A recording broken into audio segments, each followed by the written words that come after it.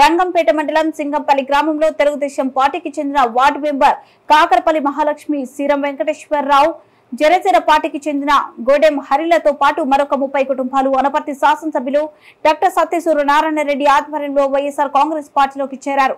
ఈ సందర్భంగా శాసనసభ్యులు వారు వీరందరికీ పార్టీ కండువలు కప్పి పార్టీలోకి ఆహ్వానించారు. ఈ కార్యక్రమంలో జెడ్పీటీసీ పేపకాయల రాంబాబు, మండల convener Nalla Srinivasarao, sarpanch Titta Shivashankar, Anand, party president Gollapalli Veerababu, society అధ్యక్షులు పోతుల బులి వీర్రాజు, నాయకులు, కార్యకర్తలు పాల్గొన్నారు. సింగంపల్లి గ్రామ నాయకులకు, కార్యకర్తలకు అందరికీ కూడా ముందుగా నా హృదయపూర్వక నమస్కారం తెలియజేస్తూ, అదేవిధంగా మరి ఈ కార్యక్రమంలో మరి ముఖ్య అతిథిగా ఇచ్చేసినటువంటి జెడ్పీటీసీ రాంబాబు గారికి, అదేవిధంగా ఎక్స్ఎంపీపీ బుల్వీర్రాజు గారికి, మన మండల కన్వీనర్ నల్లా సింగ్ గారికి, సర్పంచ్ గారికి, వైస్ ప్రెసిడెంట్ గారికి, కన్వీనర్ గారికి, మిగతా పెద్దలకు అందరికీ కూడా నా నమస్కారం తెలియజేస్తూ, మరి ఈరోజు చాలామంది వైఎస్ఆర్ కాంగ్రెస్ పార్టీలో చేరడానికి ముందుకు వచ్చినందుకు మీ అందరికీ కూడా సాధారణంగా ఆహ్వానం తెలియజేస్తూ, మరి నేను ఎమ్మెల్యే అయిన తర్వాత మీ గ్రామానికి సంబంధించి ఏ రకంగా అభివృద్ధి చేశాను అన్నది మీ అందరికీ కూడా తెలుసు.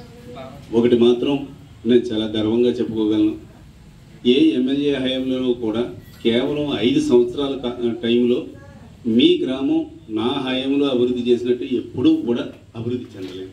అది మీ అందరికీ కూడా తెలుసు. అంటే ఏ రకంగా అభివృద్ధి అన్నది కూడా మళ్ళీ ఒకసారి మీ అందరి దృష్టికి తీసుకొస్తాను. మరి సుమారు 3 కోట్ల వ్యయంతో సబ్స్టేషన్, అంతకుముందు లో వోల్టేజ్ తోటి కరెంటు మోటార్లు కూడా తిరిగేవి కాదు.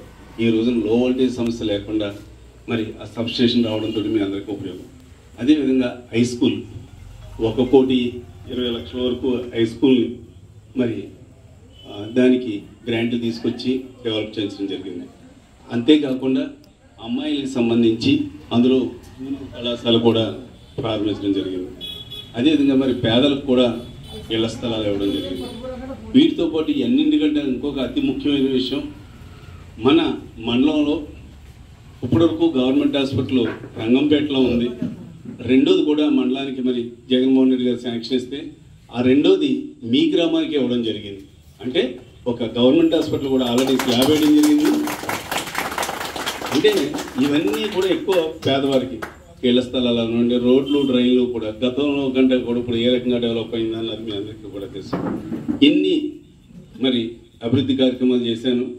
గతంలో ఏమీ చేయకుండానే నా మీద, జగన్ గారి మీద అభిమానం కొద్దీ ఒక బాక్స్ ఓపెన్ అవ్వకపోయినా కూడా మీ గ్రామం సుమారు 600 చిల్లర మెజార్టీ వచ్చింది. ఇంకా ఇంకో బాక్స్లోది బ్యాలెట్ బాక్స్ అప్పుడు ఇంకా లెక్కట్లేదు, అది ఓపెన్ అవ్వక, అయినా కూడా 600 చిల్లర మెజార్టీ రావడం జరిగింది. మరి ఇన్ని సంక్షేమ కార్యక్రమాలు జగన్మోహన్ రెడ్డి గారు ఏ రకంగా ఇస్తున్నారు అన్నది మీ అందరికీ కూడా తెలుసు. కాపు నేస్తం అవనివ్వండి, చేయూత అవనివ్వండి, ఈబీసీ నేస్తం అవనివ్వండి, పెన్షన్ అవనివ్వండి, ఇన్ని సంక్షేమ కార్యక్రమాలతో పాటు ఈ అభివృద్ధి కార్యక్రమాలు కూడా మరి ఈ రకంగా చేసాం. కాబట్టి గతం కంటే కూడా ఎక్కువ, అంటే తక్కువలో తక్కువ అనుకుంటే 1000 పైన మీ గ్రామం నుంచి మెజార్టీ వచ్చినప్పుడే నేను చేసిన అభివృద్ధి కార్యక్రమాలకి మీ మద్దతు, మీ అభిమానం కూడా ఉందని మాత్రం నేను భావిస్తాను. ఏది ఏమైనా మీ గ్రామం నుంచి 1000 ఓట్లు పైగానే మెజార్టీ రావాలి. గతంలో ఎప్పుడు ఏమీ చేయకుండానే 600 వచ్చినాయి, ఇంకా ఓ బాక్స్ ఓపెన్ అవ్వలేదు, అందులో కూడా 150-200 వచ్చినట్టే అప్పుడే ఓ 800 వరకు వచ్చినాయి. ఇప్పుడు ఇన్ని చేసాం. ఇన్ని చేసినప్పుడు కూడా నేను చెప్పింది 1000 ఓట్లు అన్నది చాలా తక్కువ టార్గెట్, అంతకంటే కూడా ఎక్కువ రావాలి.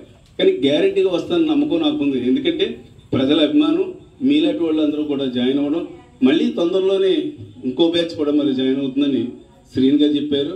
మీ అందరి చేరిక వల్ల మరింత బలం చేకూరుతుందని నేను భావిస్తూ, మరి మీ సహకారం కూడా ఎల్లప్పుడూ ఉండాలి.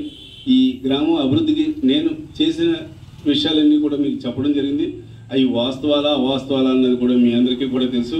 తెలుగుదేశం నాకంటే ముందున్న తెలుగుదేశం టైంలో ఏ రకంగా మీ గ్రామంలో జరిగింది, నేను వచ్చిన తర్వాత ఏ రకంగా జరిగింది అన్నది ఒక్కసారి బేరీజ్ వేసుకుని మాత్రం మీరు నిర్ణయం తీసుకోవాల్సింది మిమ్మల్ని అందరినీ కూడా కోరుతూ, ఈ బ్యాచ్ నుంచి జాయిన్ అయిన వాళ్ళు వీళ్ళ కొత్తగా జాయిన్ అయ్యారు, వీళ్ళ పాత వాళ్ళు వీళ్ళ కొత్త వాళ్ళు అన్నది విభేదం అన్నది ఏమీ లేదు.